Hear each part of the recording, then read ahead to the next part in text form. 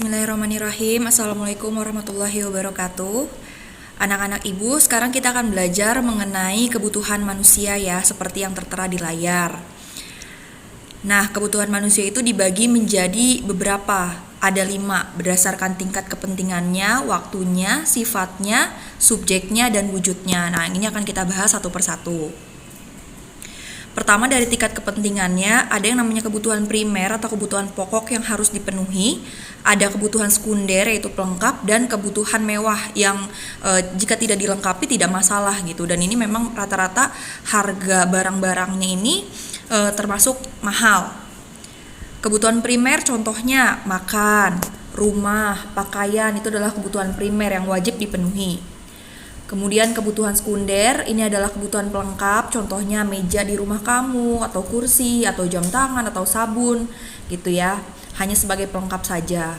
Dan yang ketiga adalah tersier, kebutuhan tersier. Ini adalah contohnya mobil, komputer, kemudian juga perhiasan, gitu ya. Nah, kita lanjut, kebutuhan menurut sifatnya. Kalau menurut sifatnya, kebutuhan dibagi menjadi kebutuhan jasmani dan rohani.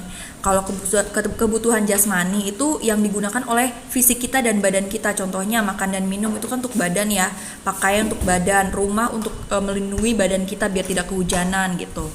Nah, kalau kebutuhan rohani ini tidak berwujud dan untuk jiwa kita. Contohnya misalnya ibadah gitu, ibadah untuk kita biar lebih tenang jiwanya, kemudian juga belajar biar kita semakin pintar gitu ya.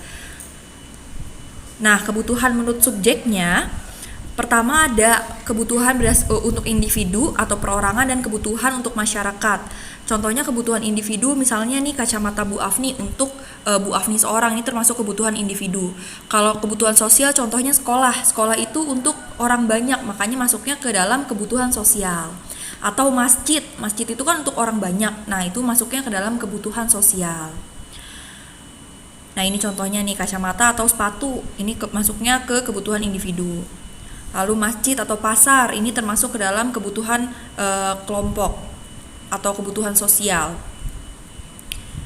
Nah, kemudian menurut waktunya, ada kebutuhan sekarang dan kebutuhan masa depan. Contohnya kebutuhan sekarang, contohnya apa ya? Misalnya kamu sekarang makan, nah itu kebutuhannya untuk dipenuhi sekarang. Nah, kalau kebutuhan masa depan, contohnya tabungan. Nah, kamu menabung itu untuk memenuhi kebutuhan kamu di masa depan. Nah, itu tabungan itu masuknya ke dalam kebutuhan masa depan. Atau misalnya lagi kebutuhan di masa depan ya, kamu belajar, sekolah.